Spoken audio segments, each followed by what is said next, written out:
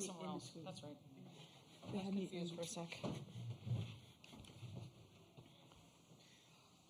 Right, we will go ahead and get started. Reminder to please silence your cell phones and please give your name and affiliation before asking your question. We're joined by Tennessee head coach Karen Weekly and athletes Rylie West and Kiki Miller. We'll start with Karen giving an opening statement, then move to questions just for the players. Players will be dismissed, and then questions just for Karen. So, Karen, do you have an opening statement for us? It's good to get that first game under our belt and get a W. This time of year, that's what it's all about, just get wins.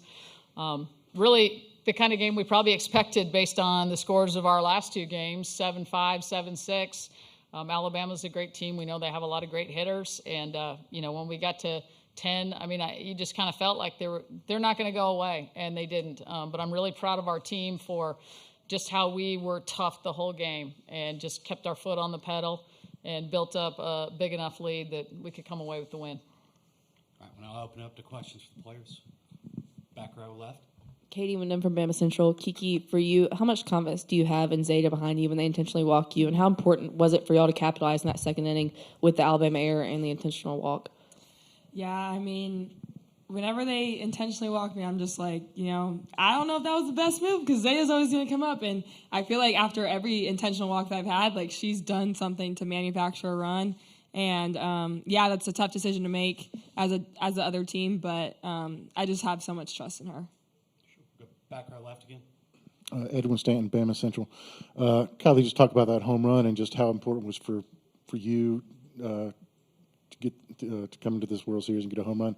From just unlock the source with you just having like 4 home runs or 5 home runs this season. Just talk a little bit about that.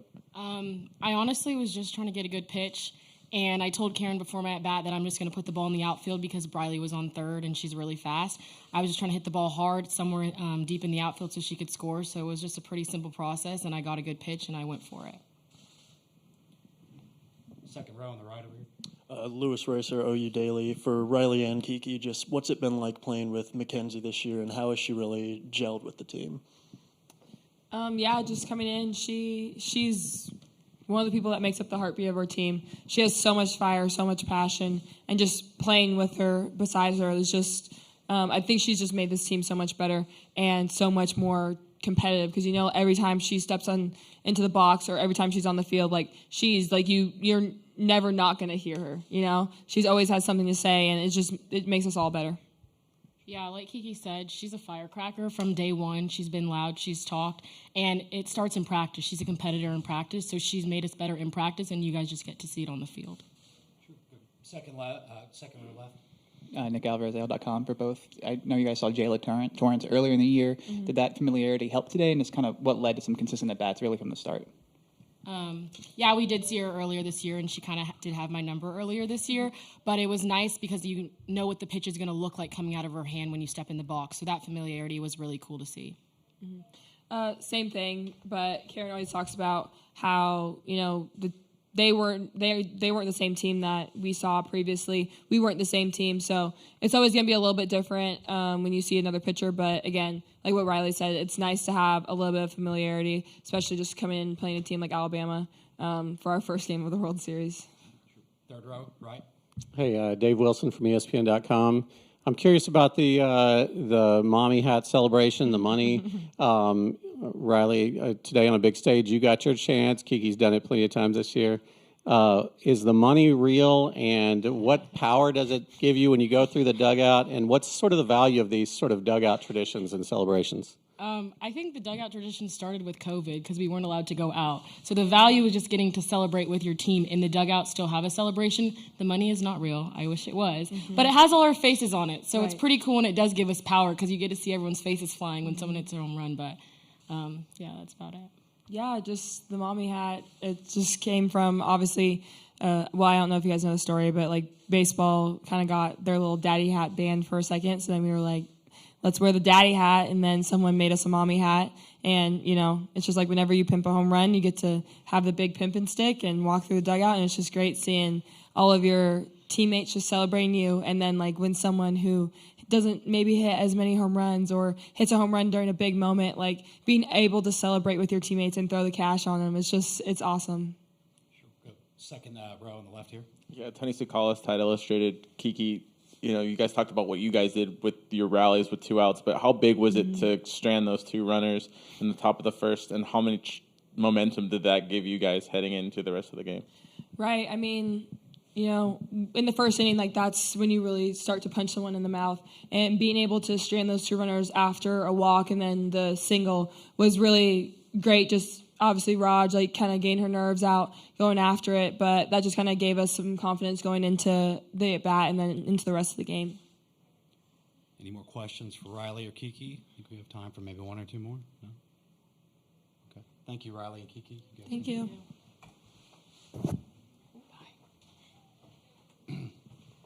Questions for Karen? Very back, left. Joe Menzer, ESPN. Karen, I'm just wondering how you feel about the home run celebrations. I love it. I love it. The game has changed and evolved. The players have changed and evolved. And the more fun they can have, the better. And, I've changed in that respect. I mean, I used to not even like cheering. And then I realized they don't stay in the game if they're not cheering. So whatever kind of keeps them engaged and connected. And you heard them talk about it's just so fun to be able to celebrate with your team. My thing on celebrations, and I've told them this, we're never going to allow anything that is directed at our opponent. But we'll celebrate us all day long. More questions for Karen? Let's go third row right here on the left. Katie, when Bama Central, going back to one of the things that was asked the athletes, that first inning, how big was it for Ashley to kind of rebound after Alabama could have potentially had a good start in the first inning? That was huge. I mean, if we go down there, it just kind of depends. I mean, if you go down 1, you're probably feeling okay. But, for them to get runners on first and third and then we get 3 outs, I mean, the ball doesn't get out of the infield. That was big time. And that just speaks to Ashley's toughness. She just willed herself to get those outs, and she did. Sure, we'll go front row right.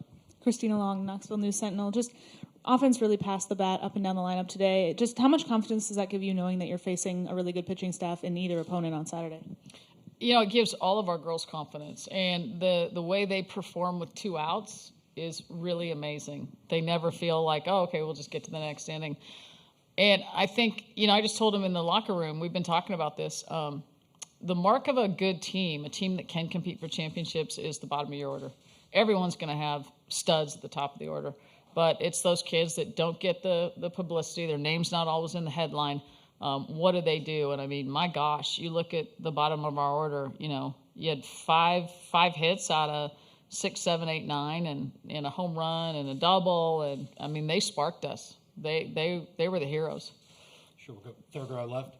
Edwin Stanton, Bama Central. You touched on it a little bit, but just what is it about this team that with 2 outs, they just don't seem to care? They just seem to thrive. They really play in the moment. And that's the thing I've been most proud of with this team. You can preach that as a coach, but you've got to have leaders like the 2 that were here buying in and then spreading that message to the rest of the team. And they really play one pitch at a time, and they're quick at recognizing when they get out of that mode and getting themselves and their teammates right back into it. Second row right. Lewis Racer, OU Daily. Karen, if Oklahoma beats Stanford here in the next hour, that'll be your next matchup on Saturday. Have you followed them closely throughout the season, and just how do you prepare for a matchup like that? I haven't studied film on them because we never saw them during the regular season, and there was never even a chance we were going to.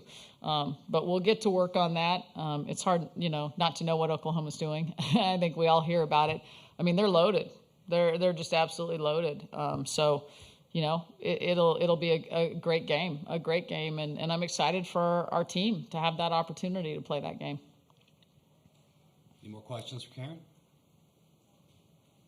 I guess that'll wrap things up. Thank you, Karen. All right, thank you. Yep.